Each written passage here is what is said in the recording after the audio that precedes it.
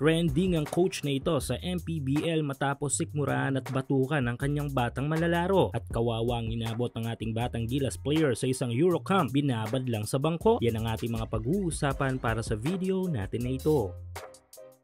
Nitong mga nakaraang araw ay tila naglabasan ang ilan sa mga natatago nating yaman sa larangan ng basketball dahil ngayon sa 2025 palarong pambansa. Dito kasi ay na-showcase sa buong bansa ang abilidad ng ilan nating mga young players na may tangan na mahusay na potensyal sa game. Tulad na lamang ng malalarong ito na Tubong Isabela na may tangan na mataas na athleticism na may kukumpara sa mga senior high school player sa Amerika. At ang MVP ng mismong palarong pambansa mula pa sa Davao na ipinaparehas ang galawan sa laruan ng NBA MVP din na si Giannis Antetokounmpo. Isang patunay ito na talagang marami tayong mga batang mga malalaro sa bansa na hindi pa talaga natutuklasan at nabibigyan ng break na pwedeng susunod na maging mukha ng Philippine basketball scene. Kung iisipin ay saan ba galing ang ilang mga PBA players natin ngayon noong hindi pa sila nadidiskubre, hindi ba? Pero may isang coach sa youth league ng isa sa pinakamalaking liga ng basketball sa bansa na imbes na kaalaman at tamang pag-aalaga ang ibigay ay pananakit ang ibinigay nito sa kanyang batang malalaro. Sa naging labang kahapon ng koponan ng Bulacan at San Juan sa Season 3 ng Junior MPBL ay naganap ang isang pangyayari na kahit sinong magulang ay tiyak na maiinis dito. Sa mga huling segundo ng game kung saan ay tangan ng team ng Bulacan ang bola ay tila hindi nagustuhan ng kanilang head coach ang outcome ng kanilang set of play. Kung kaya't napiko ng coach na mga ito at ito ang mga sumunod na eksena.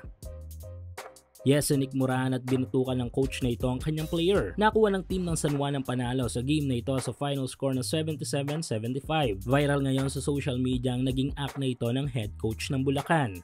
Samantala, ongoing pa rin ang up to 6,000 pesos bonus na ipinamimigay ni 1X sa inyong first cash-in. Hulaan kung sino ang mananalo sa laro sa PBA, NBA, FIBA o sa kahit anong liga ng basketball sa Asia. At kung tama kayo magkakapera ka, kaya i-click lang ang link sa ating comment section at ilagay ang promo code na makikita nyo sa ibaba ng screen.